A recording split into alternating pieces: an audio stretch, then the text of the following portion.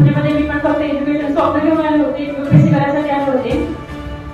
थोडे खूप स्वप्न होते ते वाढीवर, पण लहानपणापासून मम्मीने एज्युकेशन सगळं एज्युकेशन मम्मीचं जीवावरती झालं. इंजिनिअरिंग असेल, UPSC वगैरे असेल. नंतर लहानपणी पप्पा एक्सपायर झाले होते. एवढं माझं मम्मीच्या जीवावर देण्यापेक्षा असं वाटतं की स्वतःचे खर्च करून फक्त स्वतःच्या खर्च टाळायसाठी म्हणून मी पार्ट टाइमच्या सर्विसमध्ये होती. प्रेझेंटेशन बघितला, क्लिअर झालेलं. ऑलरेडी स्टुडंट होते, पैशाचे प्रॉब्लेम होताच. घरी जरी सांगितलेलं असतं तरी मम्मीने असं काही नसतं असंच म्हटलं. मम्मीला न सांगता बिझनेसचा स्टार्टअप केला. फ्रेंड म्हणून अमाऊंट ऍडजस्ट केली. आणि तेव्हा बसून बसला एक टीम होती, बसून बसतात गाडी वाजायला पाहिजे स्वतःची. सिनियरला सांगितलेलं, सिनियरने प्लॅनिंग केलं.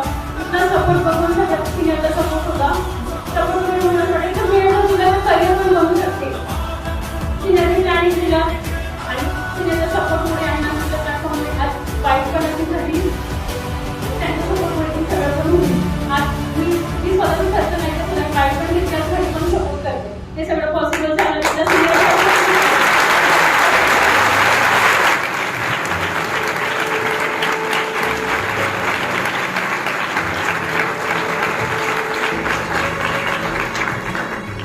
प्रत्येक मुलीसाठी एक वेळ हा टाइम असतो, माझ्या फॅक्टर खूप इम्पॉर्टंट असतो.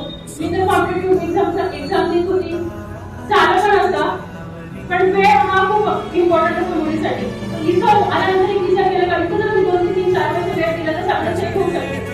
आज त्याच ठिकाणी काम पण करते आहे.